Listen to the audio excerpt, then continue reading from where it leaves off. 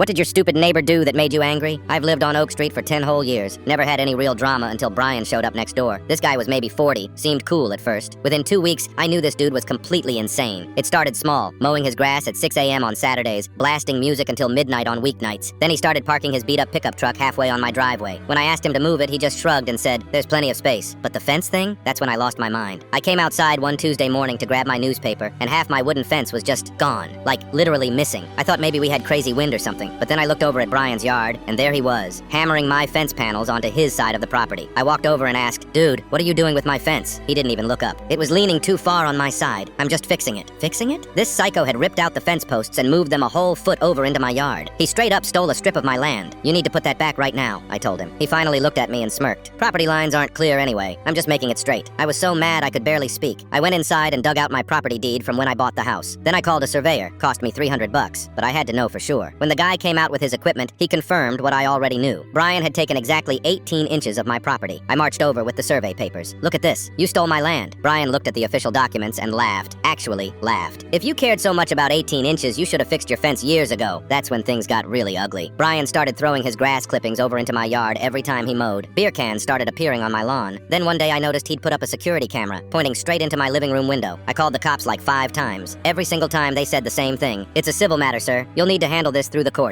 The breaking point came on a Saturday in July. I heard loud music and voices coming from Brian's backyard. I looked out my window and saw about 15 people having a barbecue party on my land. They had set up tables and chairs on the strip he'd stolen, calling it his new patio area. I watched this jerk showing off to his friends, pointing at the space and saying, "Yeah, I expanded my yard. Sometimes you gotta take what you want in life." That Monday, I called a lawyer. Best $500 I ever spent. The lawyer wrote up this official demand letter, all legal language about trespassing and property theft. He sent it certified mail so Brian had to sign for it. At first, Brian just laughed it off. He actually came over and said, "You're really gonna sue me over a foot of grass?" 18 inches, I corrected him. "And yeah, I am." A week later, Brian got served with real papers. A sheriff's deputy knocked on his door and handed him a lawsuit. I watched from my window as the color drained from his face while he read it. 2 days after that, I came home from work to find construction guys in Brian's yard. They were tearing down his little patio setup and ripping out my fence panels. Brian stood there watching, looking like someone had punched him in the gut. By Thursday, my fence was back where it belonged, but I wasn't done. I went to Home Depot and bought the biggest privacy screen they had, one of those tall bamboo ones. Set it up right along the property line so I wouldn't have to look at Brian's stupid face anymore. Then I hit up the garden center and bought 12 fast-growing shrubs, planted them in a perfect row right on my side of the fence. Within a month, you couldn't even see Brian's house from my yard. It was like he didn't exist. Best part? My lawyer sent him a bill for the legal fees. Turns out when you steal someone's property and they have to sue you to get it back, you pay for their lawyer too. Brian owed me another $200. He tried to fight it, but the judge wasn't having it. "You moved your neighbor's fence," the judge said. "That's theft. Pay the man." Brian moved out 3 months later. Never said goodbye, just packed up his truck and left.